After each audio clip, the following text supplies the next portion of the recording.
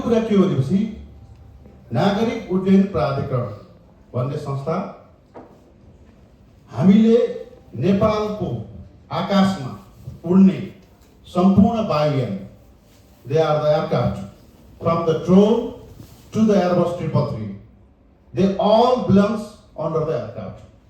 हामी सबै टेक्निकल फिल्डको छौँ। एयरक्राफ्टको त्यो सम्पूर्ण रेगुलेसनको जिम्मा भनेको नागरिक उड्डयन प्राधिकरणको छ। र संसारमा जब 1903 मा राइट दाजुभाइले प्लेनको आविष्कार गरे, हरेक एयरक्राफ्ट र हरेक मेसिनको युज के हुन्छ, first that is use for the general purpose, then it shift to the commercial purpose. हामी हरेक वायुयानहरूको ट्रेन हेर्दाखेरि चाहिँ पहिले चाहिँ त्यो के चाहिँ जनरल पर्पजलाई युज हुन्छ, त्यसपछि if the general purpose meet the expectation of the user, त्यसपछि त्यो कतातिर जान्छ, हामी कमर्सियलाइजतिर जान्छौँ। नेपालमा एक जमानामा यस्तो थियो, the drone are regard as the just moving camera, there is no provision of the registration, there is no provision of the regulation. हिजोको दिनमा फर्स्ट वर्ल्ड वार र सेकेन्ड वर्ल्ड वारमा वायुयानहरू राज्यले मात्र युज गर्थ्यो। त्यो वायुयानहरू भनेको मिलिट्री र अथवा आर्म फोर्सले मात्र युज गर्थ्यो। अहिले हामी कमर्सियल्ली हामी कहाँ पुगिसक्यौँ, हामी अहिले जम्बो जेटमा पुगिसक्यौँ। इन द सेम म्यानर जति अघि यहाँ साथीहरूले जति कुराहरू सोधे मैले त्यसलाई मैले पोजिटिभ फिडब्याकको रूपमा लाग्दैन। खेलले के गरिरहेछ भन्ने कुराहरू अथवा राज्यले के गरिरहेछ भन्ने कुराहरू हामीले जानकारी दिन नसक्नु, there may be the our lacking also, होइन। पहिलो कुरा के हो भनेपछि जब 2016 मा हामीले ड्रोन सम्बन्धी एउटा डाइरेक्टिभ्स बनायो। किन बनायो भनेपछि म भनिहालौँ, संसारमा अहिले हुने दुर्घटनाको मेजोरिटी अफ द दुर्घटनाको कज भनेको अहिले हाम्रो नेपालमा हेर्दाखेरि अहिले हाम्रो 111 वटा दुर्घटनामा majority of the cause are related to the regarding the human operation भनेको एयरम्यानसिपसम्म टेक्निकल इरर भनेको ह्युमन रिसोर्ससँग सम्बन्धित इररहरू भयो। र संसारमा के हुन्छ, चाहे त्यो रोड एक्सिडेन्ट होस् चाहे त्यो एयर एक्सिडेन्ट होस्, there is the involvement of the human. र आइक्याओले 2009 मा आइक्याओको जनरल एसेम्ब्लीमा एउटा रिजोल्युसन पास भयो। If the every accident, every incident, every serious incident are attributed by the human error, what will happen if the human will be out of the cockpit? That concept was arised from there. So that is the point from where we are now practicing the pilotless aircraft, the driverless car. They have the same manner. If the human is the instrumental for the every mistake, if the human can be remotely controlled, if there may be the emotional, there may be the human brain is the displaced by the next system, that is the artificial intelligence or any other system, if that is remotely planned, then what will be the potential of the accident? भनेको त्यो कन्सेप्टबाट हामी पाइलटबाट हामी कुनै एउटा हवाई जहाज दुर्घटना भयो, एउटा हेलिकप्टर दुर्घटना भयो, कसको मिस्टेक रहेछ भने चाहिँ पाइलटले ल्यान्ड नगर्ने टाइममा ल्यान्ड गरेछ भनेको एभ्री दुर्घटनाको कजमा यदि ह्युमन फ्याक्टर हुन्छ र if the human are they are influenced by the emotional feeling, but ह्युमनको ठाउँमा हामीले कुनै अर्को एउटा प्रोग्राम राख्दियौँ, एउटा कुनै एउटा आर्टिफिसियल कुनै एउटा चिज युज गर्यो भने चाहिँ that is not influence by the emotional thing. त्यसपछि 2075 सालमा अब जब ड्रोन भनेको एउटा मुभिङ क्यामेरा मात्र होइन है, ड्रोनको अरू पनि युज छ। ड्रोनको सेफ्टी पर्सपेक्टिभ मात्र होइन, यसको भिडियोग्राफी, फिल्मोग्राफी, फोटोग्राफी मात्र होइन, यसको अरू पर्सपेक्टिभ पनि छ भन्ने कुरा एउटा एसिया पेसिफिक काउन्सिलमा सिङ्गापुरमा 2017 मा आइक्याओको एसिया पेसिफिक मेम्बर स्टेटमा I was the one of the participant in that program. त्यतिखेर के भयो भनेपछि ड्रोनलाई प्रत्येक कन्ट्रीले रेगुलेट गर्नुपर्छ र not as the from the point of the safety, point of सेक्युरिटीको हिसाबले पनि मेजर गर्नुपर्छ भनेपछि नागरिक उड्डयन प्राधिकरण मात्र मिलेर बनाएको 2016 को एउटा डाइरेक्टिभ जसले के भनेको थियो, कुनै पनि एउटा तपाईँको चाहिँ अघि यहाँ चार्जको कुरा पनि आयो, त्यो कसरी जोड्यो भन्ने कुरा ब्याकग्राउन्डमा जान्छु। नागरिक उड्डयन प्राधिकरणले काम गर्ने एउटा ऐन छ नागरिक उड्डयन प्राधिकरण ऐन 2053 र दुईटा नियमावली छ। एउटा रेगुलेटरको नियमावली जसलाई हामी सिभिल एभिएसन रेगुलेसन 2058 भन्छौँ, अर्को सेवा प्रदायकको नियमावली विमानस्थल सेवा शुल्क नियमावली 2078 भन्छौँ। त्यो दुईटा नियमावली छ। त्यो नागरिक उड्डयनको जुन रेगुलेटरी नियमावलीमा त्यहाँ के छ भनेपछि एउटा ड्रोन अपरेटर आए ड्रोन उडाउनको लागि सिभिल एभिएसन अथोरिटीबाट पर्मिसन लिनु पर्ने, that is in the line equivalent to the helicopter operator अथवा कुनै एउटा तपाईँको चाहिँ फ्लाइटको जसरी पर्मिसन लिनु पर्ने। त्यो पर्मिसनको चार्ज चाहिँ ड्युरेसन चाहिँ 15 दिन हुने, त्यसको चार्ज चाहिँ $10 हुने। त्यतिखेर जहाजको पर्मिसनको चार्ज चाहिँ $50 थियो। हेलिकप्टरको पर्मिसन चार्ज चाहिँ यो 58 सालको कुरा भन्दैछु मैले $10 थियो र हेलिकप्टरको अथवा यो ड्रोनको रजिस्ट्रेसन सिस्टम थिएन। हामीले जस्ट ड्रोन अपरेटर आउँथे, पर्मिसन दिन्थ्यो, म्याक्सिमम 15 डेज र त्यो पर्मिसनबाट चलिरहेको थियो, रजिस्ट्रेसन पनि थिएन। जब 2017 मा आइक्याओले गाइडलाइन ल्याइसकेपछि हरेक वायुयानहरू there should be the 3 things है। कुनै पनि वायुयान अहिले हाम्रो नेपाल एयरलाइन्सको सर हुनुहुन्छ, नेपाल वायुसेवा निगम एज अ अपरेटरको रूपमा काम गर्न उहाँसँग 3टा चिज हुनुपर्छ। एउटा पर्यटन मन्त्रालयको इजाजत हुनुपर्छ, अर्को सिभिल एभिएसन अथोरिटीको 3टा चिज हुनुपर्छ। एउटा सर्टिफिकेट हुनुपर्छ, द्याट इज कल्ड एओसी। एउटा त्यो सर्टिफिकेट अन्तर्गतको जहाजहरूको रजिस्ट्रेसन हुनुपर्छ, द्याट इज कल्ड सीएफआर। एउटा त्यो सर्टिफिकेट र त्यो रजिस्ट्रेसनलाई अपरेट गर्ने सेफ्टी सेन्सिटिभ पर्सन, तिनीहरूको के हुनुपर्छ, लाइसेन्स हुनुपर्छ, that is called personal licence. यो 3टा कुराले गर्दा all the operator are bounded to the civil aviation authority. त्यो कन्सेप्टमा अब चाहिँ के हो भनेपछि योलाई सेक्युरिटीसँग पनि जोडिन्छ भनेर हामीले 2075 सालमा गृह मन्त्रालयबाट त्यतिखेर बनाउनु पर्ने नियमावली थियो। किन चाहिँ साथीहरूले दुःख पाउनुभयो, किन पर्मिसनमा चाहिँ समस्या छ, किन चाहिँ प्रहरीले समात्यो भन्ने कुरा म भन्दैछु त्यसको ब्याकग्राउन्ड। एट द्याट टाइम हामी त सिभिल एभिएसन अथोरिटी भित्रको नेपाल एयरलाइन्स भित्रको एभिएसनको वी आर द जेनजी। त्यहाँभित्र पनि जेन एक्सवाईहरू छन्, अल्फाहरू जेन एक्सवाईहरू छन्, जसलाई यो कुरा ड्रोन भनेको त्यसलाई चाहिँ उडाउनै दिनु हुँदैन, हट एयर बलुन भनेको उडाउनै दिनु हुँदैन भन्ने कन्सेप्टलाई हामीले फाइट गर्दै 2075 मा हामीले के गर्यौँ, ड्रोनको दर्ता हुनुपर्छ। हेर्नुहोस् है, एउटा दर्ताको कुरामा मात्र हामी एउटा वायुयान र ड्रोनमा कति फरक छ। अब एउटा नेपाल एयरलाइन्सको एयरबस 330 दर्ता मात्र भएर हुँदैन, एउटा किन त्यो कमर्सियल युज भएको छ, जेनरल युजमा तपाईँ दर्ता गरे पुग्थ्यो। अहिले हामीले ड्रोनको दर्ता मात्रै गरिरहेको छौँ, अरू केही पनि छैन। बाँकी त्यो पर्मिसन दिने कुराहरू जुन गृह मन्त्रालयले गरिरहेको छ त्यसलाई इन्टरनेसनल सिभिल एभिएसनले मान्यता दिँदैन।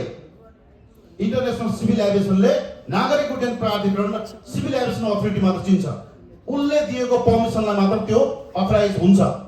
इन्डियामा तपाईँले डिजिसिएले बाहेक अरूले पर्मिसन दिन पाउँदैन, सम्बन्धित डिजिसिएले एयरपोर्टलाई डेलिभर गरेको हुन्छ। त्यसैले यहाँनिर के भन्न चाहन्छु भनेपछि मैले यो सिक्वेन्स हामीले याद गर्नुपर्छ। जब 2075 मा हामीले के गर्यो, एउटा कार्यविधि बनायौँ। त्यो कार्यविधिमा कस्तो गलत कुराहरू राख्यो, त्यतिखेर हामीले विरोध गरेका थियौँ। त्यो कार्यविधि गृह मन्त्रालयको एउटा सचिवले एप्रुभ गरेर बनाएको कार्यविधिमा अन्य मन्त्रालयले त्यसको अनरसिप लिदिएन। दर्ता चाहिँ हरेक वायुयानको दर्ता चाहिँ नागरिक उड्डयन प्राधिकरणको नियमावलीले क्यानमा हुनुपर्छ भनेको छ। हरेक वायुयानको नेपालको आकाशमा उड्ने each and every instrument that should be permitted by the CAAN भनेर नियमावलीमा लेखिएको छ। एउटा कार्यविधिमा नियमावलीको एग्निस्टमा गएर अनुमति चाहिँ सिडिओ कार्यालयबाट गृह मन्त्रालयबाट दिने भन्ने कुरा चाहिँ त्यो चाहिँ महालेखा परीक्षक कार्यालयले फाइन्डिङ निकाल्यो हैन। त्यसपछि हामीले के गर्यौँ, अब आइकाओले त त्यो डकुमेन्ट चिन्दैन। 2021 मा हामीले के बनायौँ, हामीले चाहिँ रिमोट पाइलटको हाम्रो चाहिँ यो ड्रोन सम्बन्धीको एउटा रिक्वायरमेन्ट बनायौँ, जुन तपाईँहरूले वेबसाइटमा देख्नुहुन्छ। त्यो रिक्वायरमेन्ट बनायौँ। त्यो रिक्वायरमेन्ट बनाउने जसम्म आइकाओले पनि के भनेको थियो, registration is mandatory for the general use not for the commercial use. अहिले आइकाओको 19 वटा एनेक्स छ। एभिएसनको साथीहरू हुनुहुन्छ भनेपछि यु आर मोर फ्यामिलियर दियर। 19 वटा एनेक्सहरू मध्ये जुलाई 2024 मा आइकाओले 8 वटा एनेक्स चेन्ज गर्यो र सबैभन्दा इम्पोर्टेन्ट एनेक्स 6 भन्यो अपरेसन अफ एयरक्राफ्ट।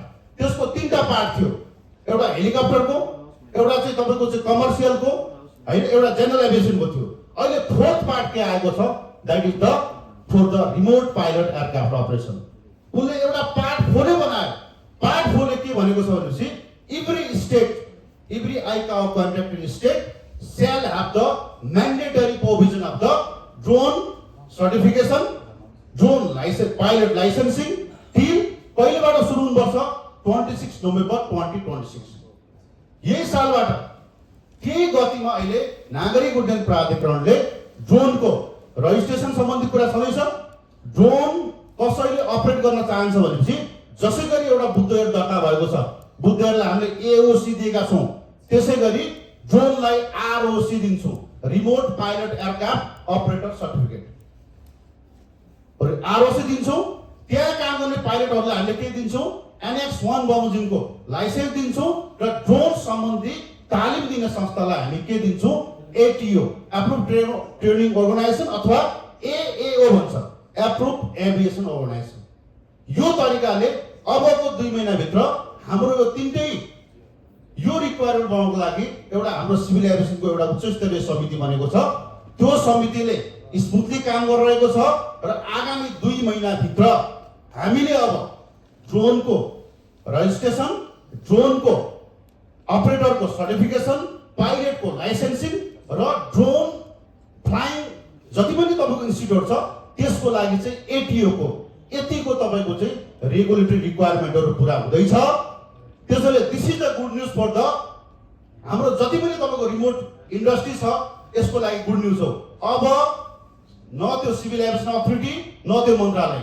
कसैले पनि तपाईलाई ड्रोन देख्दैमा कसैले पनि समातिहाल्ने भन्ने कुरा हैन हिजोको कार्यविधिमा भएको मिस्टेक हरेक एउटा तपाईको चाहिँ क्राइम हरेक एउटा मिस्टेकको के हुनुपर्छ त्यसको एउटा सिक्वेन्शियल तपाईको चाहिँ कारबाही हुन्छ एकैचोटि ड्रोन लिने कब्जा गर्ने निलाम गर्ने त्यो नियमावली क्यानले बनाएको होइन त्यो नियमावलीको विरोध गर्ने मान्छे आम द तियर किन तपाईले उहाँले भन्नुभयो राति एउटा कलङ्कीको तपाईको चाहिँ ओभर ब्रिजबाट फिल्म सुटिङ गरेको ड्रोन हैन I was the still the things and the event are the clear in my mind त्यसैले कुनै पनि तपाईको चाहिँ कुनै पनि कारबाही गर्दाखेरि पहिलोचोटि यति जरिवाना दोस्रोचोटि यति जरिवाना थाहा छ कि छैन 2024 पछि मैले नेपालमा ड्रोन सप्लाई गर्ने कम्पनीहरु यो ओलिजहरु को धेरै स्टोर लगाए कम्तीमा यति जना मान्छेहरु आयो थाहा नभएको मान्छेहरु हिजो 3 लाखको ड्रोन किनेको सर आज समाधान ल्याइदियो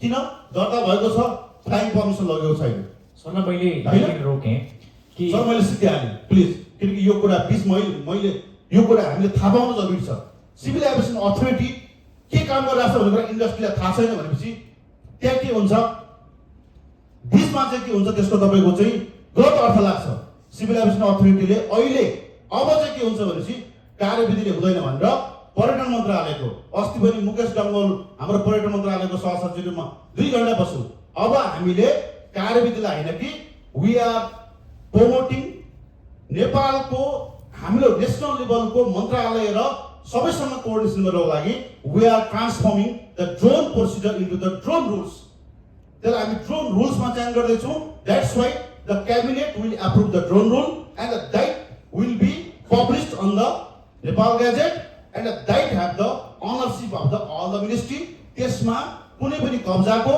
एकैचोटि उठाउने कुरा सबै कुरा हटाइसकेको छ that is under discussion that is under drafting र दोस्रो कुरा अब आईकाओको गाइडलाइन बमोजिम इन्टरनेशनली रिकग्नाइज डकुमेन्ट बनाउनको लागि सिभिल एभिएसन एउटा हाई लेभलको कमिटी बनाएको छ त्यो कमिटीमा म पनि छु र त्यो कमिटीले अबको 3 महिना भित्र ड्रोनको अब सर्टिफिकेसन अपरेटरको पाइलटको लाइसेन्सिङ र अर्को कुरा पनि छ त यदि राज्यले गर्न सक्दैन भने चाहिँ आईकाओले के भनेको छ भनेपछि एउटा कुनै एउटा एजेन्सीलाई अथराइज एजेन्सीको जिम्मा दिने जसले दुईटा काम गर्छ एउटा ड्रोन पाइलटको ट्रेनिङ गर्छ अर्को ड्रोन पाइलटको लाइसेन्स गर्ने कामहरु गर्छ यो कुरा केन्द्रले गर्दैछ दोस्रो कुरा जुन रजिस्ट्रेसनको कुरा आयो रजिस्ट्रेसनको कुरा के हो भनेपछि अहिले सर यो रजिस्ट्रेसनको विषयमा हामी एकछिनमा आउला किनभने यो विषयमा थुप्रै प्रश्नहरु पनि छन् र एउटा डटलाई चाहिँ म यहाँबाट केबाट कम्प्लिट गर्छु भने किनभने नेपालको कुनै राम्रो सेक्टर अथवा कुनै राम्रो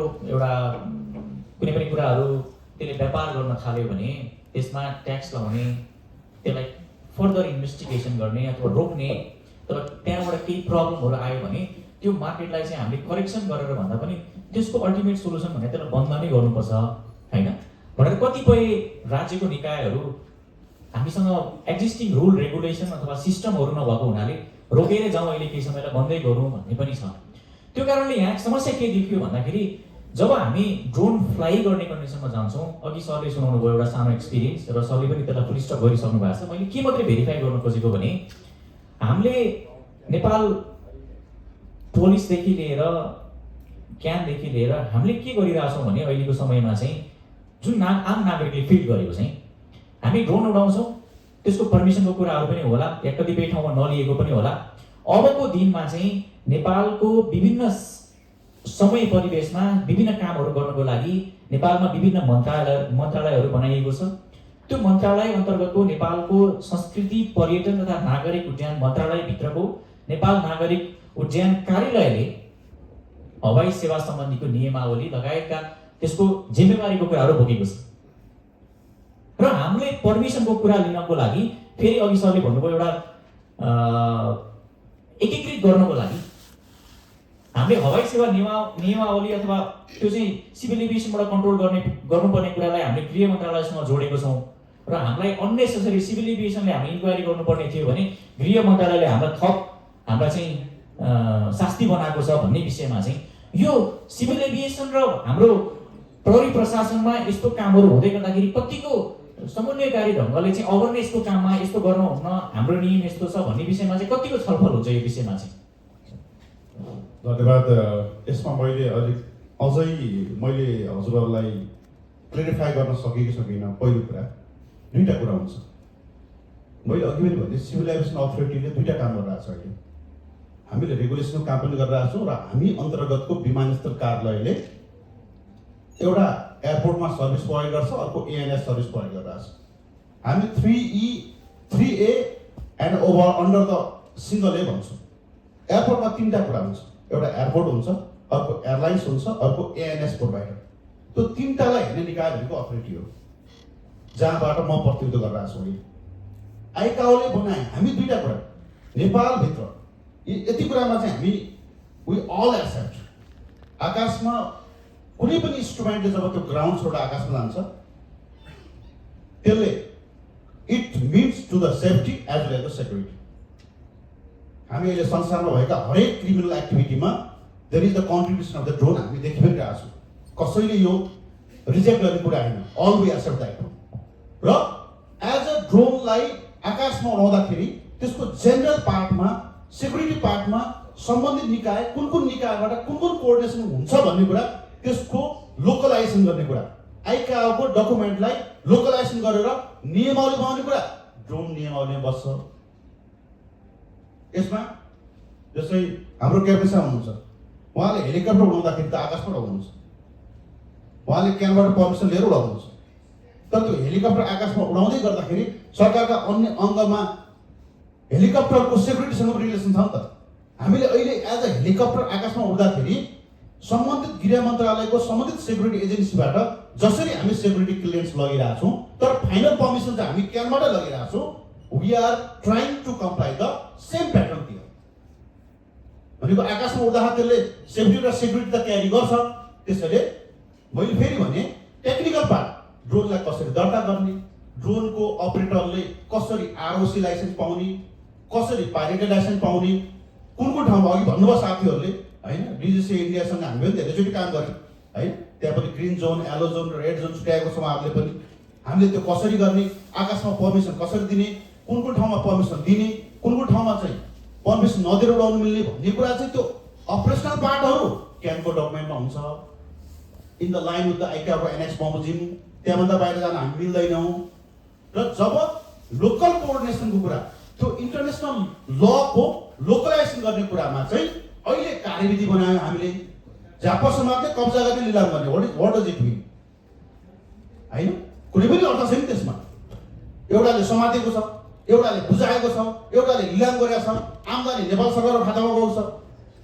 यसमा कुनै पनि तपाईँको चाहिँ एकदमै यसमा के छ, यसको लय मिलेको छैन भन्ने कुरा हामीले एक्सेप्ट गरेर अब के गर्ने, नियमावली बनाउने, अहिले भइरहेका कार्यविधिमा भएका व्यावहारिक समस्या, घरि गृहमा 2 केजी भन्दा मुनिको सिडिओ कार्यालय जाने रे, माथिको गृह मन्त्रालय जाने होइन। हामी मलाई हेडेक लागिरहेको छ त्यो। त्यसैले अब हामी के गर्छौँ, एउटा अनलाइन प्लेटफर्म क्रिएट गर्ने। त्यहाँ 2 केजी भन्दा 25 केजी भन्दा माथि पनि हुन्छ भनेपछि गृह मन्त्रालयको सम्बन्धित पोर्टलमा जान्छ, उसले कन्सेन्ट दिएपछि आउँछ।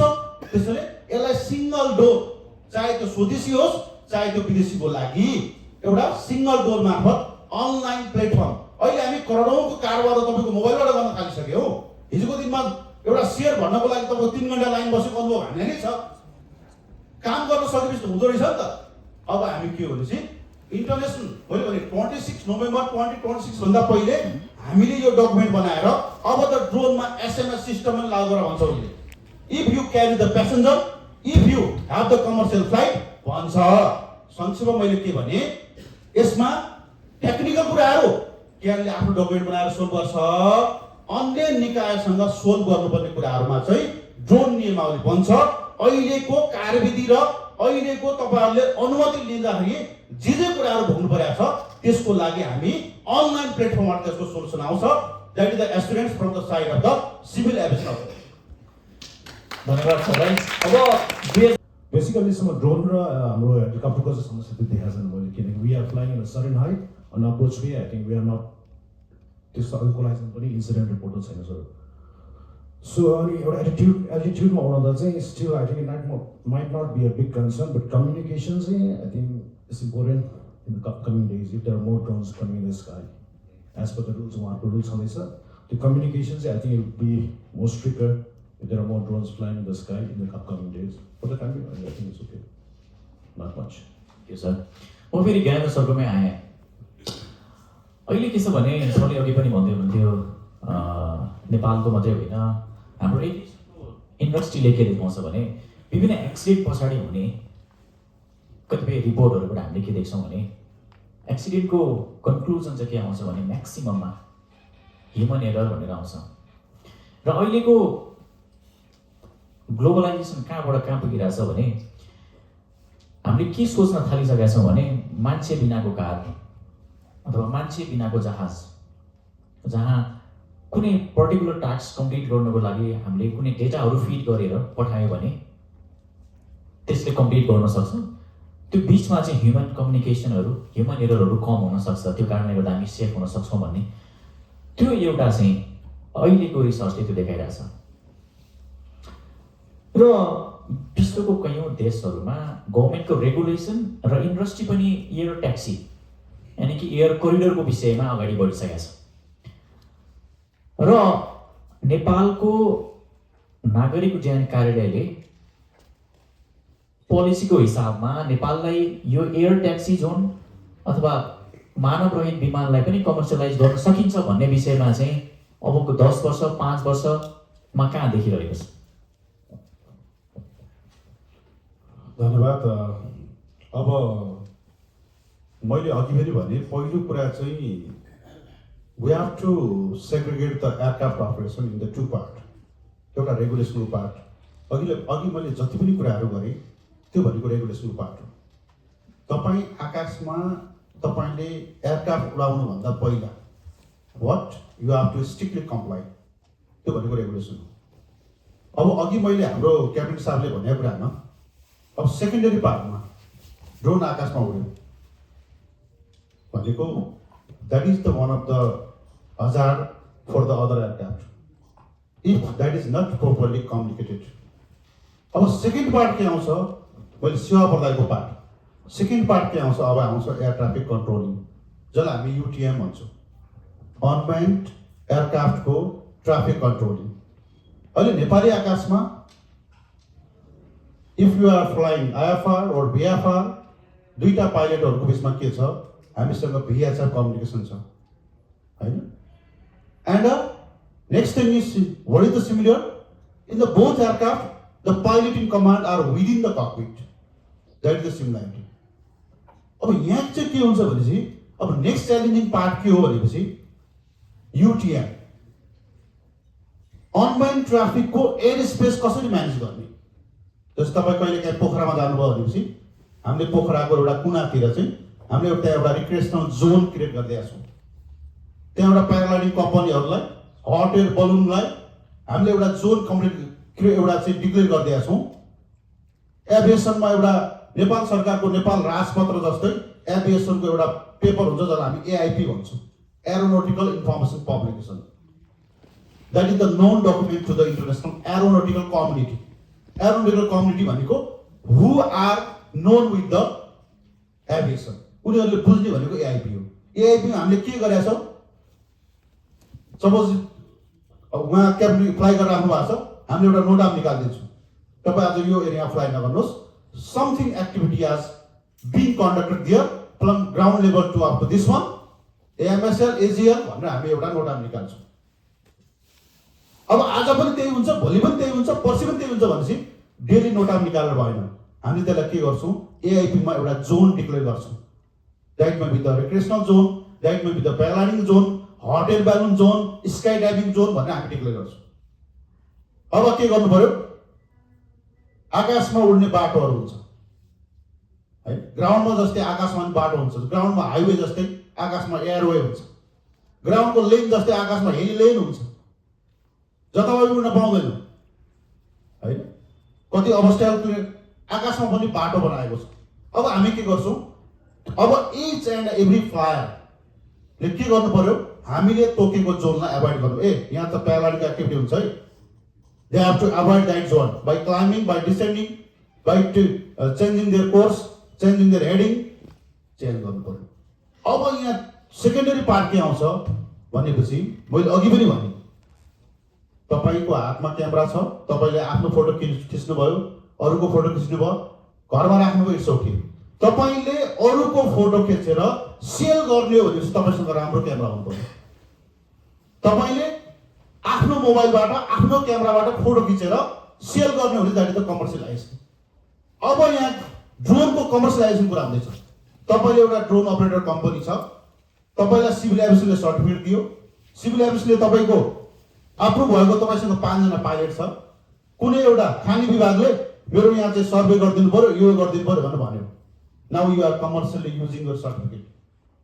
तपाईँ सगरमाथाबाट यति टन चाहिँ फ्लोर तल ल्याउनु पर्यो, अब कमर्सियल युज होइन, त्यो त अनमेन्ड। अब काठमाडौँको एरियामा अघि हाम्रो यहाँ पिज्जा डेलिभरीको र मोमो डेलिभरीको कुरा आयो, भोलि ब्लड डेलिभरी गर्नु पर्ला, टिचिङमा बिरामी छ, तपाईँको चाहिँ ब्लड ब्याङ्कमा ब्लड छ, बालकुमारीबाट ब्लड ल्याउनु पर्यो, काठमाडौँको जाममा 2 घन्टा लाग्छ, त्यहाँबाट ल्याउनु पर्यो।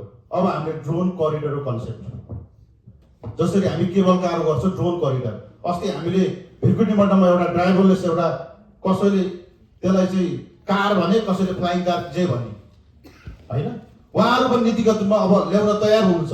के गर्ने भन्दा they are consulting with us भन्न खोजेको।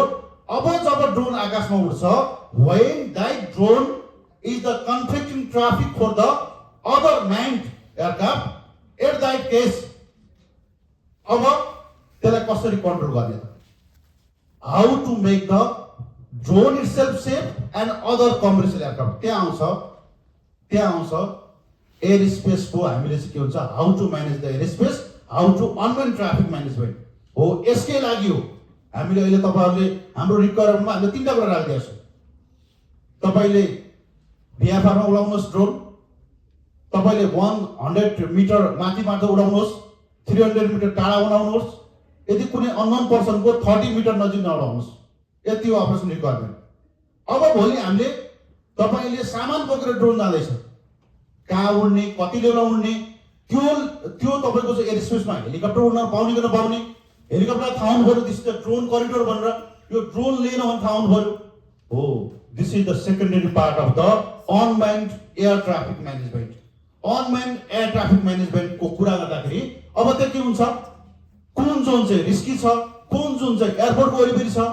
जस्तै योभन्दा पहिला अघि क्याप्टन साहबले भन्नुभयो, अहिलेभन्दा 10 वर्ष पहिला, 5-7 वर्ष पहिला भर्खर ड्रोन आउँदाखेरि, डिआईमा धेरै ड्रोनहरू आउँदा तपाईँको एयरपोर्ट वरिपरि उड्दाखेरि जहाजहरूले मिसएप्रोच गर्नु परेको छ, एउटा लेजर बिमले गर्दा मिसएप्रोच गर्नु परेको छ। अब अमृतसरलाई थाहा छ, एउटा जहाजले मिसएप्रोच गर्दा कति फाइनेन्सियल लस हुन्छ, उडेर धार्के पुगेर फेरि गुराँस पुगेर फेरि काठमाडौँ ल्यान्ड गर्न। भनेको त्यसपछि हामीले के गर्यो कम्तीमा अहिले हामी जुन जियो फेन्सिङ गरेका छौँ जियो फेन्सिङले गर्दाखेरि एयरपोर्ट वरिपरिको कोअर्डिनेट्समा unless permission granted by the can drone उड्दैन त्यसले गर्दाखेरि पनि के भएको छ म्यान्ड ट्राफिकलाई कन्फ्लिक्ट कम भएको छ त्यसैले अब हामी के गर्छौँ भनेपछि नेपालको होल एयर स्पेसलाई हामीले कुनै सर्टेन जोनमा डिक्लेयर गरेर सर्टेन लेभलमा भर्टिकल्ली पनि हामीले तपाईँको लोअर एयर स्पेस र अप्पर एयर स्पेस गरेर अन्य देशको प्र्याक्टिस के छ भनेपछि लोअर एयर स्पेस भनेको ग्राउन्डबाट 1000 फिट AGL सम्म लोअर एयर स्पेसमा रिक्रिएसनल एभिएसनहरू गर्ने अनम्यान्ड अपरेसन गर्ने त्यो एरियालाई सिलिङ गरिदिने 1000 फिट AGL भन्दा माथि चाहिँ अप्पर एयर स्पेसमा कमर्सियल एयरक्राफ्टको अपरेसन गर्ने र त्यसको लागि सिभिल एभिएसन अथोरिटीले पनि हाम्रो एउटा air traffic management ATM department भन्ने छ एयर स्पेस हेर्ने र त्यहाँ पनि अनम्यान्ड एभिएसन सम्बन्धीको लागि नेपालको एयर स्पेसमा धेरै ड्रोन कम्पनीले सगरमाथाको बेस क्याम्पमा तपाईँको ड्रोन ट्रायल र टेस्टिङ सेन्टर खोलिरहेको छ सिङ्गापुरको टेम्परेचरमा काम गरेको ड्रोन सगरमाथाको बेस क्याम्पमा काम गर्छ गर्दैन उनीहरू त्यो खालको रेजिलियन्स खोजिरहेको छ त्यसैले civil aviation authority is also working on the air space classification subject to the remote pilot operation त्यसलाई हामी चाहिँ UTM भनेर हामी काम गरिरहेको छौँ धन्यवाद सरलाई एभिएसनमा आइसके पछाडि एउटा अर्गनाइजेसन अघि सरले इन्ट्रोडक्सनमा भन्नुभएको थियो हामी चाहिँ अप्रुभ ट्रेनिङ अर्गनाइजेसनको एउटा फ्रेमवर्कमा बस्नुपर्छ अप्रुभ ट्रेनिङ अर्गनाइजेसन भनेको जस्तो मैले ड्रोन उडाउनलाई जाने भन्दा जाने त भने तर त्यो के हो त के को आधारमा चाहिँ मैले जाने भन्ने त मैले दायाँ बायाँ उपर निचे गर्न जाने कि अथवा मैले त्यसलाई चाहिँ के अरे कुनै एउटा चाहिँ सर्टेन लो भिजिबिलिटी वेदरमा उडाउन जाने कि होइन त्यसका सर्टेन क्राइटेरियाहरू त्यो चाहिँ डेभलप गरेर एउटा स्ट्यान्डर्ड डेभलप गरेर त्यसको आधारमा अब ल मैले कोही पाइलटले लाइसेन्स लिएको छ भने उसले यतिवटा चिज चाहिँ म्यान्डेटरीली जानेकै छ है भन्ने कुरा त जानकारी हुनु पर्यो त्यो ट्रेनिङ र कम्पिटेन्सी स्ट्यान्डर्ड डेभलप गर्नको लागि चाहिँ अप्रुभ ट्रेनिङ अर्गनाइजेसनको रिक्वायरमेन्ट छ त्यो अप्रुभ ट्रेनिङ अर्गनाइजेसनको रिक्वायरमेन्ट चाहिँ हाम्रो नेपालको हालको रेगुलेसनको पर्सनल लाइसेन्सिङ रिक्वायरमेन्ट भन्ने डकुमेन्ट छ त्यसको चाहिँ 1.13 तिर यो एकदम स्पेसल्ली RPL को लागि चाहिन्छ नै लेखेको छ this is where I think industry should start working on होइन बाई द टाइम अब रेगुलेटरले रेगुलेसन ल्याउँछ अब रेगुलेसन लिएर आउँछ ल्याइसकेपछि अब पाइलटको लाइसेन्स हुनुपर्छ भन्ने रेगुलेसन आएपछि त लाइसेन्स त हुनु पऱ्यो कसले पाउने त अब who is going to train them to अनि त्यो एउटा चाहिँ 15,000 को ड्रोन किनेर त्यसको ट्रेनिङ गर्नलाई चाहिँ अनि म विदेश गएर ट्रेनिङ गरेर आउँ त त्यही भएर अहिले इन्डस्ट्रीले चाहिँ एउटा जस्तो उडान एउटा प्लेटफर्म हुनसक्छ होइन अथवा युज केसमा चलचित्र विकास बोर्ड आफै एउटा प्लेटफर्म हुनसक्छ नेपाल प्रहरी आफै चाहिँ डिजास्टर म्यानेजमेन्टमा काम गरिरहनु भएको छ उहाँहरू युज केसको हिसाबले उहाँहरू एउटा ट्रेनिङ अर्गनाइजेसन डेभलप गर्न सक्नुहुन्छ ट्रेनिङ अर्गनाइजेसनलाई चाहिँ आजदेखि नै फोकस गरेर 3-4 महिनामा चाहिँ हामीले एउटा चाहिँ इन्फ्रास्ट्रक्चर त्यसमा चाहिँ ड्रोनको सिमुलेसन एक्चुअली ड्रोन कसरी फ्लाइ गर्ने विभिन्न क्याटेगोरीको ड्रोन कसरी फ्लाइ गर्ने त्यो चाहिँ एउटा रिगरस ट्रेनिङ प्रोग्राम डेभलप गर्नु चाहिँ एकदम अत्यावश्यक हुन्छ न त रेगुलेसन हुन्छ ड्रोन हुन्छ उडाउने मान्छे नै हुँदैन धन्यवाद सरलाई मानव कुनै ठाउँमा आगो लाग्यो 10-20 तल्लेको बिल्डिङ छ त्यसलाई मान्छे त पुग्न सक्दैन छिटो त्यही भएर त्यसलाई निभाउनको लागि हामीले चाहिँ होसवाला पाइप राखेर त्यो बिल्डिङमा आगो लाग्यो भने त्यसलाई निभाउनको लागि हामीले टेस्ट पनि गरिसक्यौँ त्यस्तै खालका अब आउने फ्युचरमा पनि एन्टी ड्रोन सिस्टम भयो अरू नयाँ नयाँ टेक्नोलोजीका ड्रोनहरू यसलाई डिजास्टरमा चाहिँ कसरी हेल्प गर्न सकिन्छ सहयोग गर्न सकिन्छ अरू कुरामा पनि क्राइम इन्भेस्टिगेसन लगायतका कुराहरूमा चाहिँ हामीले चाहिँ विशेष गरी फोकस गरिरहेको छौँ धन्यवाद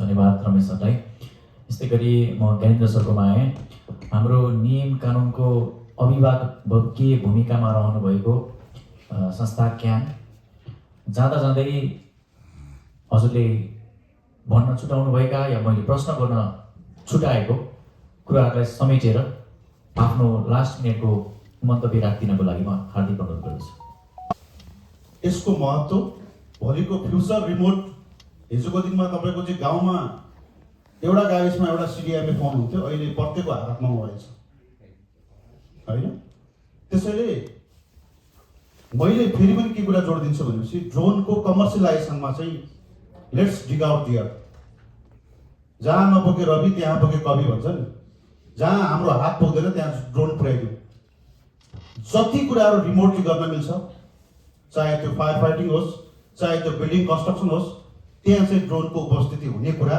we should imagine here, provided जब हामी आकाशमा उड्छौँ। मैले भने रेगुलेसन भनेको यति दह्रो कुरा हो नि। अघि साथीहरूले भन्नुभयो कस्तो पाराले उडाउन मिल्छ मिल्दैन, केरले के हेरेर बसिरहेछ, कुन चाहिँ डकुमेन्टमा चाहिँ पाइलटको लाइसेन्स बिना चाहिँ तपाईँको चाहिँ उडाउनै मिल्दैन भन्ने कुरा कहाँ लेखेको छ? कहीँ पनि छैन। All they are the guidelines. Guidelines and the regulatory requirement are the different thing. Regulatory requirement बनाएको छैन। अब हामी एनेक्स 1 मा जब हामी चेन्ज गर्छौँ त्यसलाई हामी कार 1 भन्छौँ, सिभिल एभिएसन रिक्वायरमेन्ट 1 हैन। जब त्यो म्यान्डेटरी आउँछ त्यसलाई कसरी रेगुलेट गर्ने, कसरी तपाईँको चाहिँ त्यसलाई चाहिँ तपाईँको चाहिँ पिरियोडिक मोनिटरिङ गर्ने भन्ने कुरा सँगसँगै सिस्टम पनि इस्टाब्लिस हुन्छ। All things are the guidelines there provided. आकाशमा उड्दाखेरि के हुन्छ? There should be the balance between the production as well as the protection. Civil aviation अथोरिटीले प्रोटेक्सनको पार्ट जिम्मा लिन्छ। द्याट सुड बी प्रोटेक्सन भनेको from the safety as well as the security. Let's lead the part of the production through the this from by the उडान, by the operator. अपरेटरले के गर्नु पर्यो? प्रोडक्सनको पार्टमा चाहिँ के गर्नु पर्यो? लिड गर्नु पर्यो। र आकाशलाई कसरी सुरक्षित बनाउने, ड्रोनबाट अन्य पाइलटलाई कसरी सुरक्षित बनाउने, अर्को ड्रोनलाई कसरी सुरक्षित बनाउने भन्ने कुरामा हामी ब्रेन स्टर्मिङ गर्दैछौँ। कम्तीमा उडान थ्रु चाहिँ इन्डस्ट्रीले ड्रोनबाट, म फेरि पनि भन्छु, ड्रोनबाट कसरी गरी खाने त्यो बाटोमा चाहिँ ध्यान दियोस्। र यो जुन फोरम भएको छ, यो आयोजना भएको छ, it is much instrumental. Civil aviation authority तपाईँहरूसँग जहिले साथ छ। हिजोका अव्यावहारिक जुन इम्प्र्याक्टिकल नियम कानुनहरू टाइमली रिभाइज हुन्छ। कुनै कुराहरू समयक्रम अनुसार, केही कुराहरू अटो ट्रान्सफर हुन्छ, त्यसको लिड क्यानले गरिरहेछ। त्यसको तपाईँको चाहिँ हामीले चाहिँ अगाडि बढ्ने, हामी जहिले पनि के हुन्छ, इन्डस्ट्रीबाट कसैले भनेको र सुनेको होइन, बुझेको र कन्स्ट्रक्टिभ आइडियाको एक्सपेक्ट गर्छ सिभिल एभिएसन अथोरिटीले। र तपाईँहरूको जति यो यसमा यो कार्यक्रममा बोलाएर के रेगुलेटरी पोइन्ट अफ भ्यूबाट केही कुरा राख्ने मौका दिनुभएकोमा म सम्पूर्ण उडान फ्यामिलीप्रति हार्दिक कृतज्ञता प्रकट गर्न चाहन्छु।